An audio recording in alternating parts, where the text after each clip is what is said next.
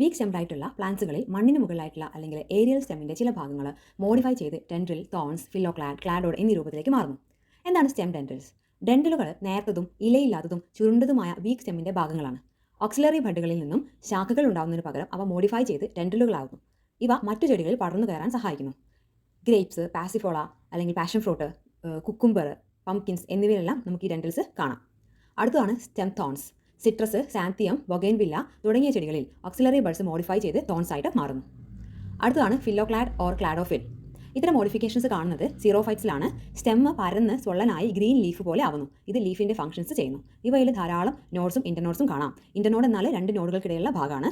ഇവയുടെ യഥാർത്ഥ leaf modify ചെയ്ത് സ്പൈൻസ് ആയിട്ട് മാറുന്നു. എക്സാമ്പിളാണ് ഒപ്പൻഷ്യ. ഫില്ലോക്ലാഡ് പഠിക്കുമ്പോൾ ലീഫ് മോഡിഫൈ ചെയ്തുണ്ടാകുന്ന ഫില്ലോഡുമായിട്ട് മാറിപ്പോവരുത്. ഫില്ലോഡ് എന്ന ലീഫ് മോഡിഫിക്കേഷനാണ് പീറ്റിയോൾ മോഡിഫൈ ചെയ്ത് ലീഫ് പോലെ ആവുന്നു. ലീഫിൻ്റെ ഫംഗ്ഷൻസും ചെയ്യുന്നു. ഫില്ലോക്ലാഡ് എന്ന സ്റ്റെമ്മ് മോഡിഫൈ ചെയ്തിട്ട് ലീഫ് പോലെ ആവുന്നതാണ്. അടുത്തതാണ് ക്ലാഡോഡ്.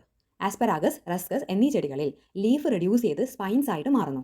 ഓക്സിലറി ബഡ് മോഡിഫൈ ചെയ്ത് കുറേ ബ്രാഞ്ചസ് ആയിട്ട് മാറുന്നു. ഇവ ലീഫിൻ്റെ ഫംഗ്ഷൻസ് ചെയ്യുന്നു.